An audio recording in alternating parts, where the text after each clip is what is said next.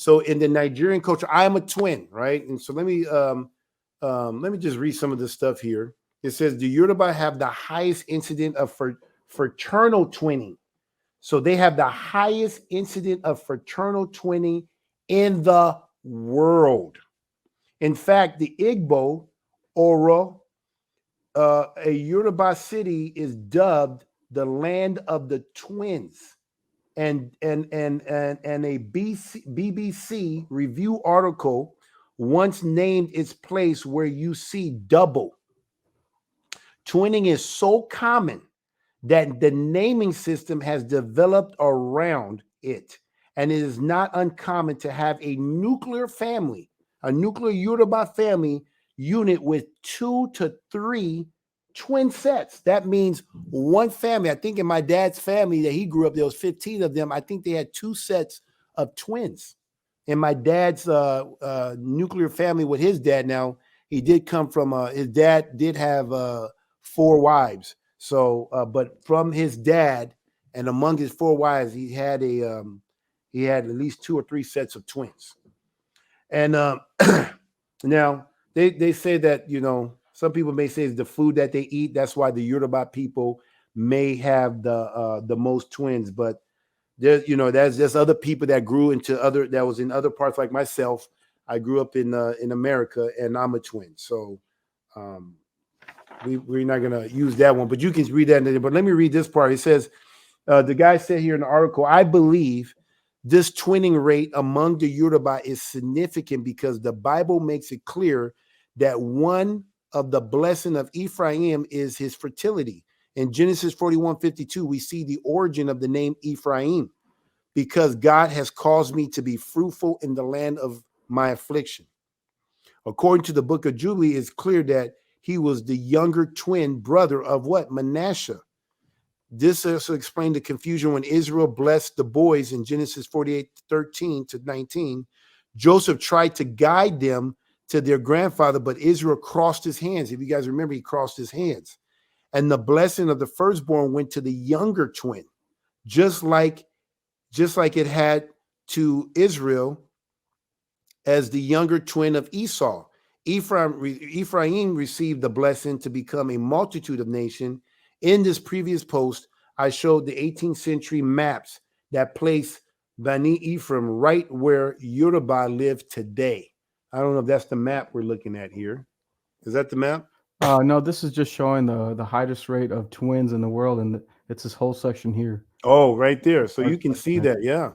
So we have a lot of twins. So in Nigeria, there's a name for twins. So like in my name, my sister name is Taiwo, and my name would be, being because I came out second, is Kane Day. Now I know you guys know me as Kabir, but growing up, now I just told you guys my family secret here. The only for Deacon knows. It's always weird when Deacon is talking to me because you call me Kane Day. I'm like, wait a minute. Like I remember when I was growing up in school, like my whole life, I'm called Kane Day at the home, right? But then when I'm in school, I'm called Kabir, right? And then when I'm at home, I'm called Kane Day. And then I remember my dad says, Kabir. My dad would call my name. So either I had a mail that came in the mail for myself, or either a friend is outside waiting for me, trying to play that I can play with. So anytime my dad would use my official name, I knew that it had to do with something outside. But usually, I grew up my whole life really hearing the name Kane Day, just kind of like I think Pastor Dow. I think his name was called Chuck, right, Charles? But it sounds like his name was Chucky or Chuck. Yeah, so it seems like the closer ones to you know you Yeah, by that name. yeah. So people that would call me Kane Day, I knew that was somebody that knew me as a child, like a baby boy. Would your uncles in your family call you Kane They'll Day? call me Kane Day. Yeah, Okay, so it is yeah. So anybody that's in that culture, because I'm a twin, so it automatically tells you I'm a twin. It tells you I'm the second one, and so it's due. But let me read this. It's interesting. In the Bible, you always hear the first will be what? Last, and the last will be first. So it's interesting in the Yoruba culture. However, the more interesting thing about twinning among the Yoruba is, and I kind of told you guys, the cultural practice about the inheritance. Among Yoruba, the second twin gets the blessing of the firstborn, Mm. just like Jacob and Ephraim did. According to the culture, the first twin emerge is actually the younger that was sent to test the world by the elder. Wow. I'm an elder, but that's no pun intended on that one. Elder Cane Day. Yeah, that's double. Yeah. When the first has come out, the elder will consider it safe to come out after. This is the origin of the names Taiwo and tasted the world. And then Cain Day, late comer, given to the first and second twin respectively.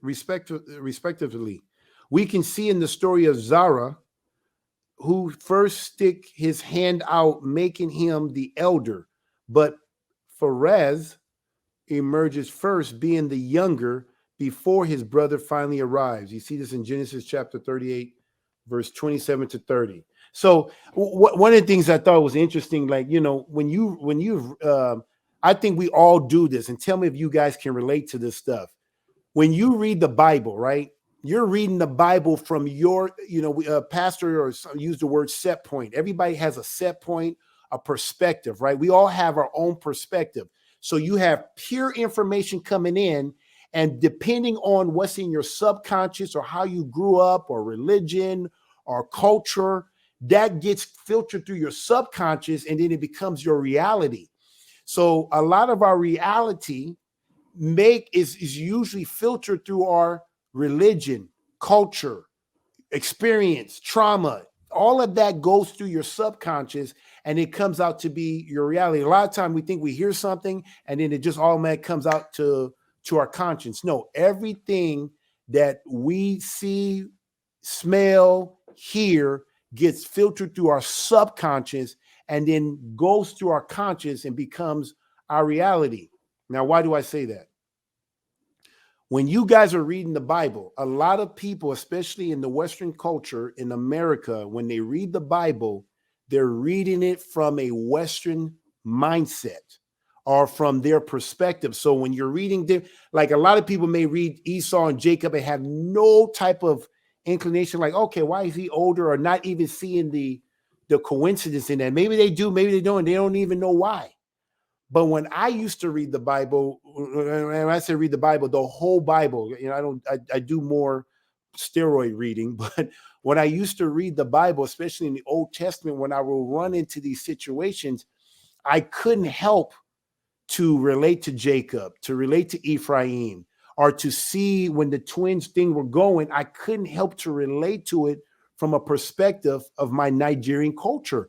And it literally matched the culture. I didn't think to myself, oh, I'm a Hebrew or I'm an Israelite. I just thought like, oh, they're kind of like, we kind of have the same culture like they do, like Jacob being the twin, and he was considered the oldest. And so I'm reading it. I'm seeing my life through Jacob because I feel like, hey, I'm a twin.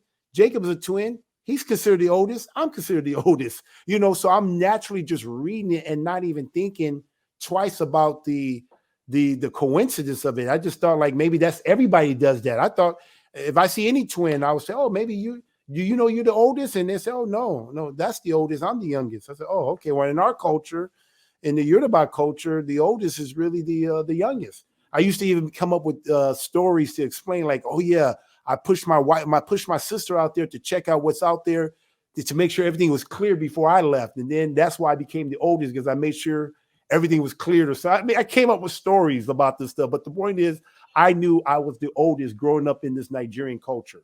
So once again, I'm gonna say these are just signs. And so this is a major sign. And this is, when I say this stuff, guys, this is not a coincidence. This is like baked into the Nigerian Yoruba culture. This is baked into that culture.